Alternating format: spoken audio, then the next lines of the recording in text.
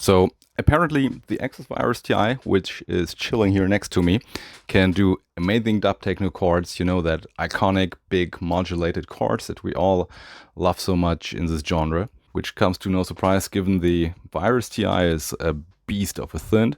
So I thought I'd make a step-by-step tutorial to show you how I make this.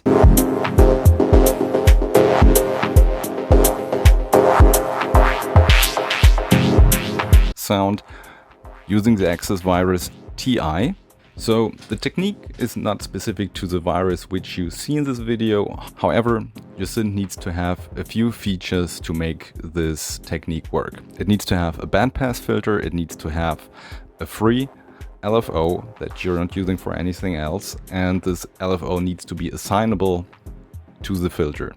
I know nothing fancy here, but the shape and how we're using the amount is where the magic lies in the patch. So first I'm going to show you the original patch that I have on my virus, and then I'm going to show you the exact steps and parameters that I've used and recreate the sound from the init patch. So you have it like a blank sleeve, and again you can apply this pretty much to any modern synthesizer that you have, whether that's hardware or software, doesn't really matter. Again, just a few features that you need to have. So while I pop up the phone and connect the virus, please subscribe to the channel and make sure to flood the comment section with questions that you have, because actually that's how this video got started in the first place, because someone like you asked a question, and yeah, I'm here to spill the beans, so to say, and share my secret sauce.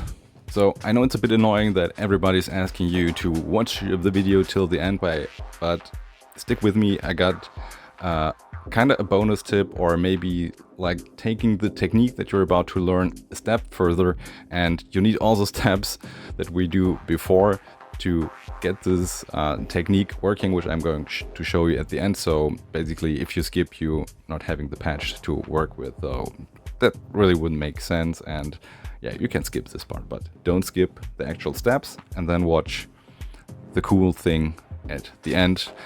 Also, I'm having a few bonus tips and pitfalls when using this technique with additional effects like delay and reverb.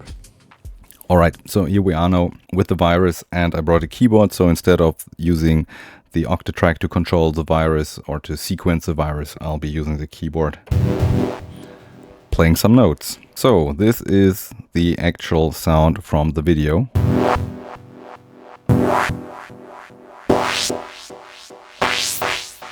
And as you can hear, let me turn out this delay, and as you can hear, there's movement, there's an envelope and a modulation on the filter, which continues to go on even after we let go of the keys. Listen to this. I will increase the release so it's more noticeable. So to get this effect, we will use one of the LFOs to modulate the filter, the bandpass filter in this case, which just sounds super nice. So we'll be using the bandpass filter and an LFO, and that's why the sound continues to roll after the or during the release phase. Usually you'd use a sine wave or a triangle wave, which gives you more like a wobbly sound, or if you take the rate really down, you get those slowly evolving sounds like this. Let me show you. Wrong note, which is cool.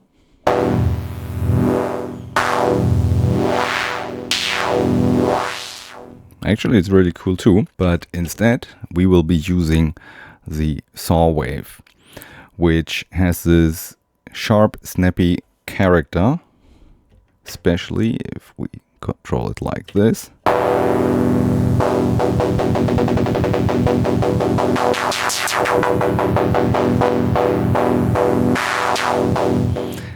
And you might have noticed I've changed the amount from negative to positive. So we'll be using negative values. So this gets this ramping effect. So instead of the filter starting really high and going down, it's slowly moving up, going down, slowly moving up, going down, which then repeats with a long release time. So that's pretty much the magic behind, or the idea of this technique. So you're using an LFO on the bandpass filter, and we're reversing the amount of the filter. Let's build this patch from scratch. So this is a basic virus init patch. Let's bring this down an octave. We'll be using just one oscillator. Let me turn this into a chord real quick. In this example, we'll be using filter number 2 on the virus. Set it to bandpass. Give it some release. Maybe a little bit of resonance.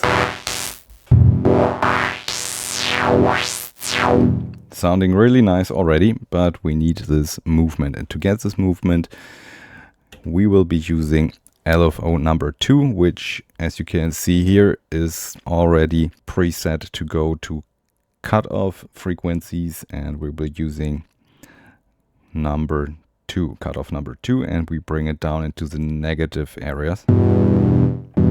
And you might find that it sounds a bit odd. That's because we need to set it to mono. And you may also notice that while we already have this movement,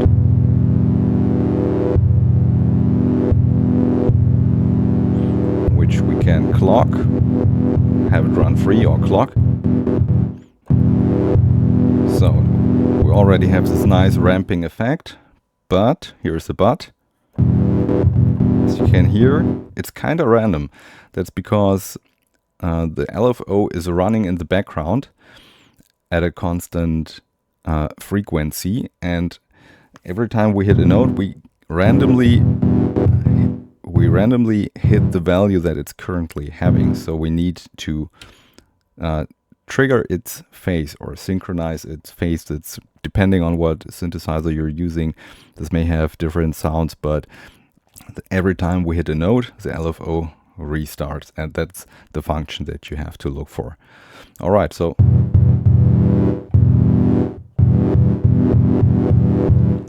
we're already having this effect, but I like to have this clocked, in this case, to quarter notes.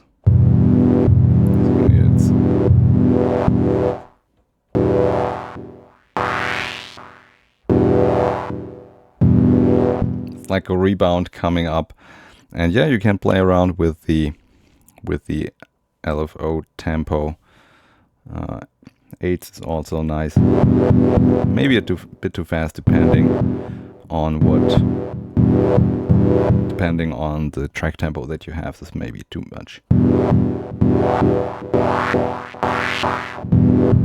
So there you have it. That's pretty much all there is. So let me give you a few tips when using this technique with other effects like delay. For example, we have one on the virus.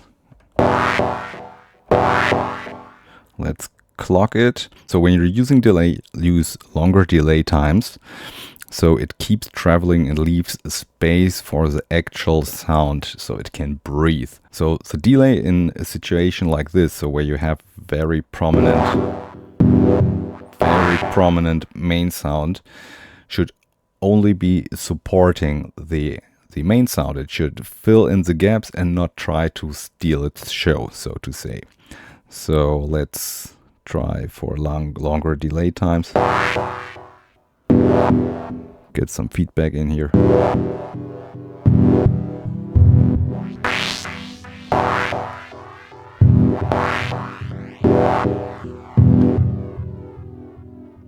really cool. Okay, another trick I have here for you is, this gets a little bit, so this is a little more noticeable with higher LFO rates. Now, you can play around with the positive and negative value.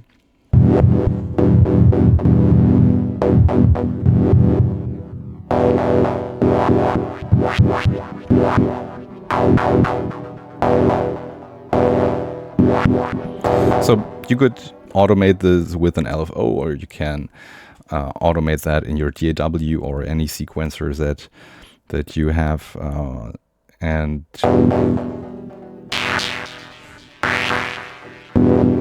do stuff like that. Have that repeat over and over in your track. Gets really cool.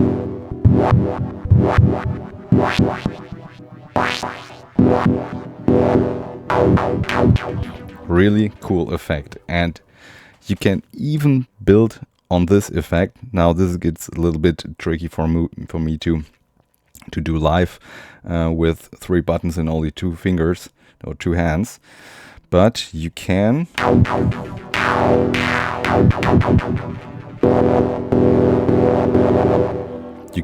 also change the rate and get this really cool ratcheting effect. Now this may be a bit too much for your dub techno tracks, so personally I would just sprinkle that in every couple of bars as a little cool effect to break up like a steady groove that you have going.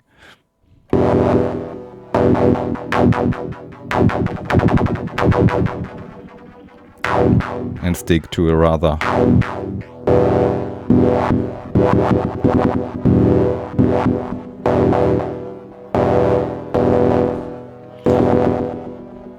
let me try to get something here. Let's go.